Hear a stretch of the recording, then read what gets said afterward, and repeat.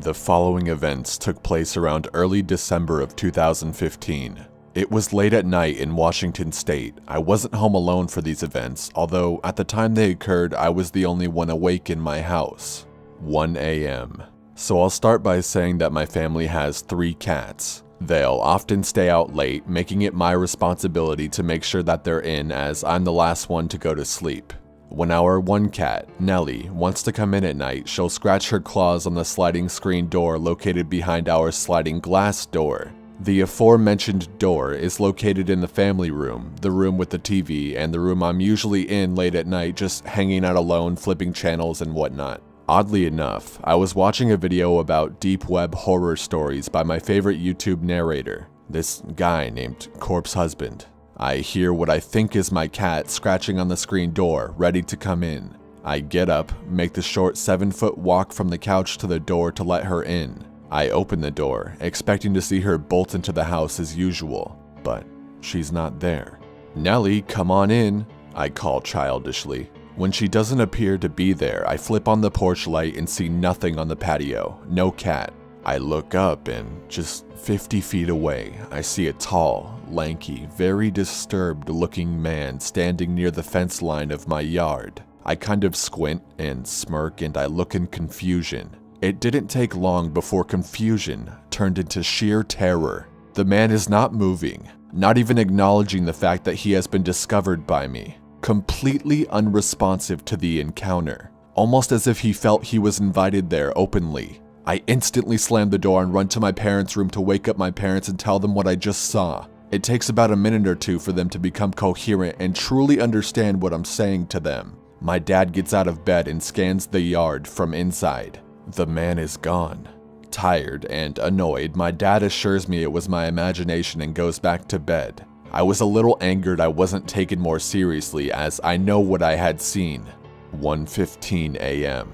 15 minutes after I first saw this man initially, curiosity got to me. I find myself looking out the door once more. Sure enough, I see the man yet again. I drop my glass of water right into the ground and I freeze in fear as my heart falls with my glass. This man is standing in my damn treehouse, up against the balcony, hands on the rail staring at me. There are a few things in particular that make this so uncomfortable. 1. This man had to be nearing 7 foot tall, yet he's incredibly bony and skinny, making his body look incredibly disproportionate. 2. I just can't see a face. I'm serious, this man's face from my point of view looked solid black. I was scared, yet so confused. I was truly puzzled. I go to my parents' room and wake them up yet again. This time, I'm taken more seriously. My mother calls 911. A sheriff's deputy shows up about 30 minutes later and looks around. He finds nothing and assures us that this man that I've seen has left, but I don't have the same feeling. After the deputy leaves, it's about 2 a.m. and by 2:15 my parents are back in their bed and I'm still on the couch in the family room. 2:25 a.m. I hear a loud bang coming from the window, which I'll put a picture of on screen right now. If you look in the picture, you'll see a stained glass picture hanging from the window. This bang was so loud and forceful that picture was swung back and forth. Again, I awake my parents and we huddle in the family room together in fear, not knowing what to do next. When all of the sudden, bang, the bang happens again, just inches from us standing there. Whoever this is must be one bold son of a bitch, we're all thinking. We turn on the porch light seconds after and the man is gone. Damn it! We call the police yet again and after an hour and a half, 3 sheriff's deputies are now here. They look around. "Well, there's nothing here," they say. "Well, no shit, this happened almost 2 hours ago," we're all thinking. After this, we all give up and decide to try and get some sleep. What we found in our yard the next morning was chilling and just so uncomfortable. Footprints. But these footprints weren't normal footprints. The attached images on screen right now are the actual photos taken that morning. They were about a foot long each. Very narrow and no tread. That's what was the weirdest part. You'd think that the imprint of the shoes would be left. Nope, flat. What was also strange was that the area where the prints are, there were a lot of leaves. Yet, Where his feet were, they appeared to be gone. Very eerie. Although I never saw the man after this, we did find another incredibly creepy piece of evidence: our house crawl space. A crawl space is a small hole located around the perimeter of your house that leads underneath your house, maybe around 5 feet wide, usually covered by a wooden sheet. Well, ours was clearly tampered with after that night, pretty severely. It was moved, uncovered, and tossed around. Keep in mind, this cover is heavy, and on top of it was our wheelbarrow. Not an easy setup to rearrange. Anyways, we haven't seen this man again or had signs of his presence. I still live in slight fear of finding him. What makes it so strange is that whoever this was wasn't at all deterred by being discovered, nor scared off by the presence of law enforcement. We've nicknamed this intruder Thin Man. I hope I never see him again.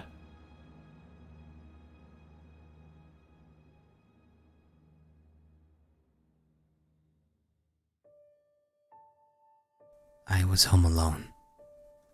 It was the middle of summer, and my parents had left for the weekend to go to our house in the Cape Cod. It was about a 2-hour drive away, so it's no big deal for them to leave me alone for a few days. My mom had made me some pulled pork and pasta for me to heat up whenever, and I had some money to order a pizza if I wanted to. Things were all good. The first night I was alone, I stayed up till 3 in the morning playing Xbox, so I woke up kind of late the next day. I checked my phone when I woke up and saw it was a little past 1. I had made plans to play some street hockey with my friends at 3, so I kind of threw myself out of bed and stumbled into the shower. I take really long showers, so when my parents are gone, I go a bit mental. I was in there for about 45 minutes on my phone, scrolling through Reddit and Twitter and whatever, when I heard the front door open. The bathroom's directly up the stairs from the back door, and the thing is pretty loud whenever it opens and closes. I immediately froze, since obviously I was supposed to be alone. I waited for about 2 minutes, ears trained in trying to hear anything else. Nothing. I figured it was just the wind, or maybe my parents were home early, so I turned off the shower and wrapped my towel around myself and slowly walked down the stairs to check it out. And the stairs to the kitchen, where the back door is, they're kind of tight and walled in a way where I can't exactly see into the kitchen while I'm going down them, but it's a long story. But regardless, though, my house is kind of old, and despite that, I tried so desperately to walk down my stairs, and yet each step made a very, very loud creak.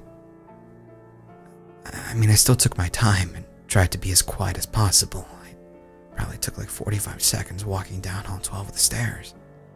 So, when I get to the second to last stair, right before I can see around the corner into my kitchen, I took a little breath to compose myself. In my mind, I knew I was being stupid. There obviously wasn't anything in the kitchen. There's no way I wouldn't have heard another noise, and there's no reason for them to even still be in the kitchen even if there were burglars or something in my house. After sort of mentally chastising myself for being such a wuss, I chuckled at myself for being so stupid and just normally walked down the last 2 stairs and turned the corner into the kitchen. And yet, standing about 2 feet away from me in the middle of my kitchen is a man staring straight at me. Perfectly still, with a massive smile across his face. Just staring at me. The thing I remember most vividly wasn't his face or his smile, but his arms. They weren't just at his side. He held them in the strangest, most abnormal position I've ever seen. They were where one would normally hold their arms, but he rotated them to the point where they were almost completely reversed, even had them lifted up and a little behind himself. I don't know why I remember this so much, but it was just so abnormal. I don't get it. Honest to God, I think I almost had a heart attack right there. I mean, looking back now, I can realize how fucking creepy the situation was, but in the moment, I just took a step toward him and punched him as hard as I could in the jaw, sort of half slapping and pushing him towards the ground. The second I connected, I beelined up the stairs, dropping my towel in the kitchen with my heart beating out of control. I fucking sprinted into my room and locked the door behind me, and I put my chair up against the doorknob like you see in TV. Almost without thinking, I immediately called 911 and, nearly in tears, I told the operator what had happened. As I sat on the floor of my room, I was like in a fetal position, staring at the door, praying that a cop would be here soon. I noticed the light coming from the gap between my door had stopped. The fucker was standing outside my door. And there's no words to describe the feeling I had. I was paralyzed with fear. Just watching the shadow across the bottom of the door shift in tiny ways. I stayed balled up, staring at the gap, praying that man would go away for what seemed like an hour. All the while, the 911 operator was asking, "Hello, sir, are you there? Hello?" But I didn't want to make a noise. And even if I wanted to move my arms to bring the phone to my mouth, I don't think I could have. Eventually, the light returned to the gap, and I heard the faintest of footsteps, slowly creaking down the wooden floorboards as he walked down the hall. It was silent for minutes, and I just sat there curled up, unable to even speak. Soon after, I heard banging on the front door and the sound of 2 officers entering my house. I finally felt safe, and I opened the door to the 2 of them and stood there almost crying. Nowadays, my parents don't even leave me alone anymore. Thank God. And I check every lock in the house now before going to bed. I still get nightmares occasionally, and my heart starts racing whenever I see someone standing still, but I'm doing all right. Even working with sketch artists and a few lineups, the police never found who the fuck was in my house. That sends shivers down my spine, though. Whenever I look outside, I half expect to see him just standing there under a lamppost, just looking my way. I have no idea what he wanted, or who he was. But regardless, I can't be alone anymore.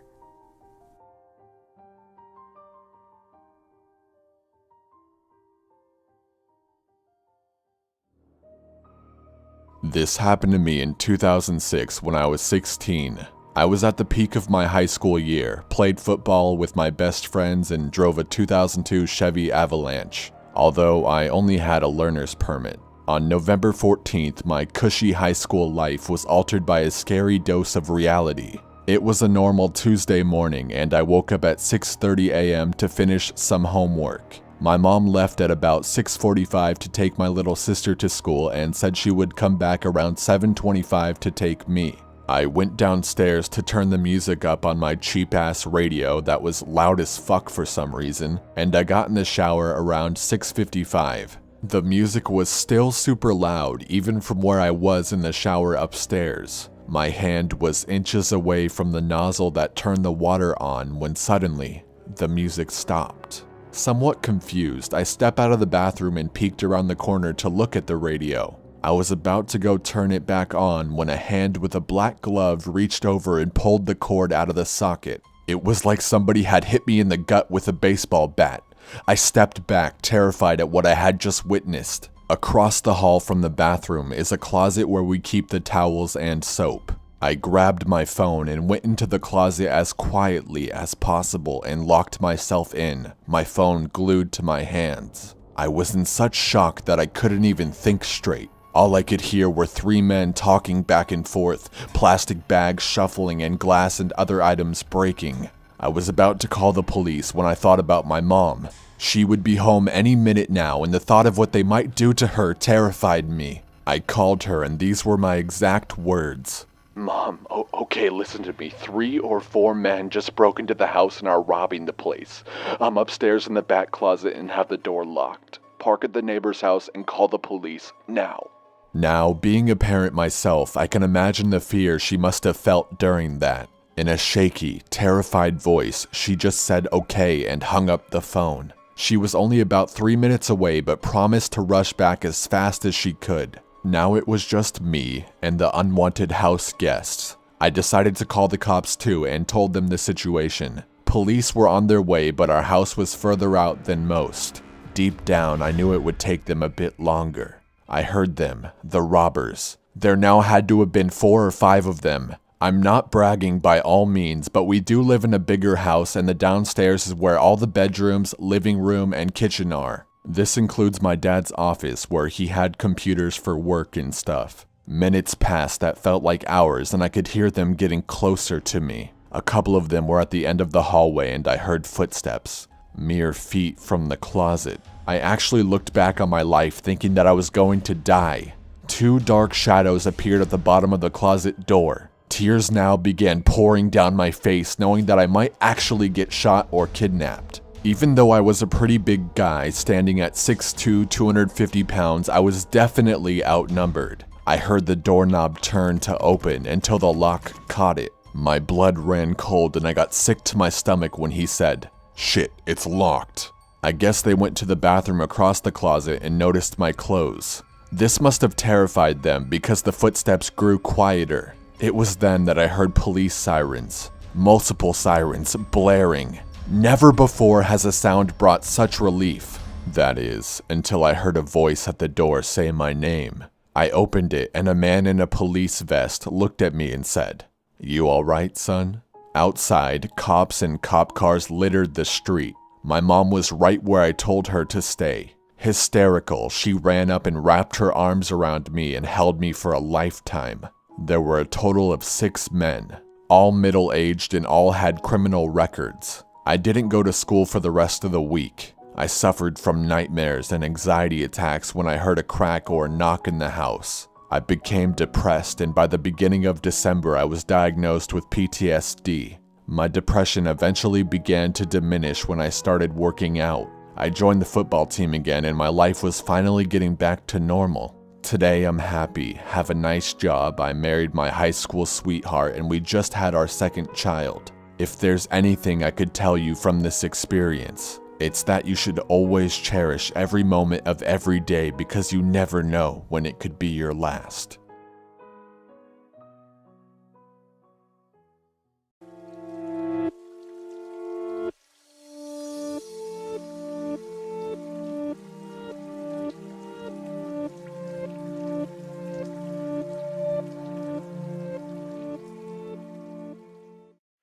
Hey everyone, hope you enjoyed the video. This video was very special to me because one of my biggest inspirations, Cry, was able to get on this video with me. To make a long story short, my channel would not exist if it wasn't for his videos. And I'm not even exaggerating when I say that. So if you liked his narration in this video, please be sure to check his channel out. His channel is mainly focused around gaming stuff, but he does have a playlist called Cry Reads where, well, he reads, just like in this video. So if gaming stuff isn't your thing, I will be linking his Cry Reads playlist in the description, but his channel will be there as well. And it should be on screen right now too.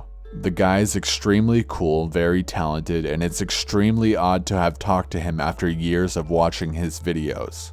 So thanks to you guys for making that happen. Please head over to his channel and just comment that you appreciate him working with me, or just listen to his stuff and let him know that you enjoy it if you do.